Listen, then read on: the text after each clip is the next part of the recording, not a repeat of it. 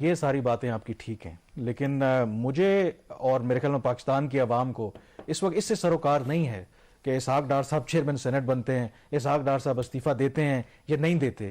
ہر کوئی یہ جاننا چاہتا ہے. آپ دیکھیں کہ 50 سالہ مہنگائی کا ریکارڈ آپ نے توڑ دیا ہے، 31.5% مہنگائی کی شرح. ڈالر کے ساتھ جو کل حال ہوا ہے، کچھ ریکوری تو آج ہوئی ہے. پھر جو شرح سود ہے وہ آپ نے 20% کر دی ہے. لوگ تو ان سوالوں کے جواب جاننا چاہتے ہیں کہ ارسپیکٹو کہ کون فائنانس منسٹر ہوتا ہے. اس کے لیے کیا کوئی جواب ہے ہمارے پاس، یا اسحاق ڈار کے پاس تھا، یا اس گورنمنٹ کے پاس ہے؟ وہ انہوں نے ڈیٹیل میں ان سارے ایشوز پہ بات تو کی ہے. دو چیزیں ان کے جو آج کی پریس کانفرنس تھی اس سے بڑی کلیئر ہے کہ گورنمنٹ الیکشن نہیں کروائے گی. ٹھیک ہے، فوری طور پر پنجاب میں بھی وہ کوشش کریں گے الیکشنز نہ ہوں. دو کہ آج ڈیٹ کا اعلان تو ہو گیا، 30 اپریل کی ڈیٹ کا اعلان. اور آئی ایگری، اور ڈار صاحب نے یہ کہا ہے کہ جی 15 ارب روپے کا اضافی خرچہ ہوگا پنجاب میں اور کے پی میں اگر آپ علیحدہ سے الیکشن کروا دیتے ہیں. تو انہوں نے کہا جی 3-4 ماہ آگے پیچھے کرنے سے فرق نہیں پڑتا، سارے الیکشن ایک ساتھ ہونے چاہیے. دوسرا جو کانسٹیٹیوشنل پوائنٹ وہ لے کے آئے ہیں وہ یہ لے کے آئے ہیں کہ ایک نیوٹرل سیٹ اپ ہونا چاہیے الیکشنز کے وقت پہ.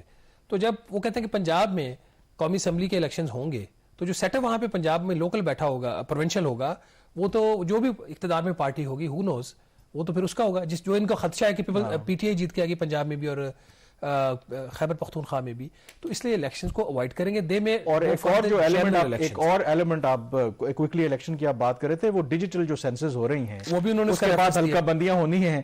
تو کیا یہ جو انتخابات ہوں گے پرانی حلقہ بندیوں پہ ہوں گے، اور پھر جو جنرل الیکشنز ہونے یا قومی اسمبلی کے وہ نئی حلقہ بندیوں پہ ہوں گے؟ تو لاٹ آف کمپلیکیشنز. اور میرا اپنا یہ خیال ہے کہ یہ معاملہ ایک دفعہ پھر جیسے ہی closer to the election date ہوگی یہ جائے گا عدالتوں میں. اور میرے خیال میں باقی جو تمام جماعتیں ایکسیپٹ پی ٹی آئی وہ یہی کہیں گے کہ ایسے حالات میں الیکشنز نہیں ہو سکتے. یہ ریویو پٹیشن میں میرا خیال جا رہے ہیں، تو ریویو پٹیشن میں جائیں گے، اس میں بھی ہفتہ 10 دن 15 دن جو بھی ٹائم ایک لگتا ہے وہ لگے گا.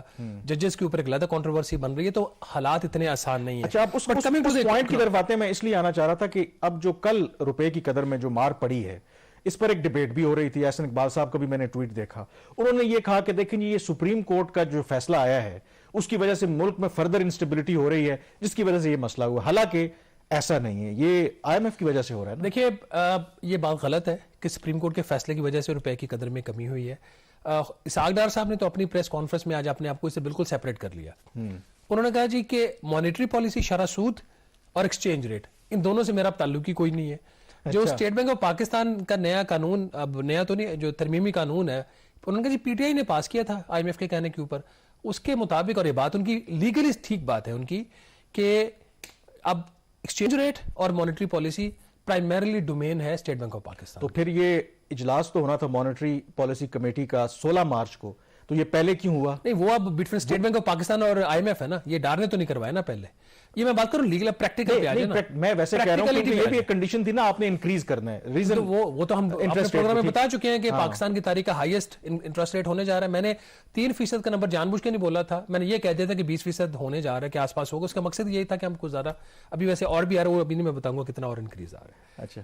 اچھا، یہ انہوں نے کہا جی لیگلی وہ بات ٹھیک ہے، پریکٹیکلی کیا ایسا ہی ہے؟ نہیں، پریکٹیکلی ایسا نہیں ہے. آئی ایم ایف کا یہ خدشہ ہے، اور کسی حد تک یہ بات ٹھیک بھی ہے، کہ جو روپے کی قدر کو آرٹیفیشلی کنٹرول کیا جاتا ہے.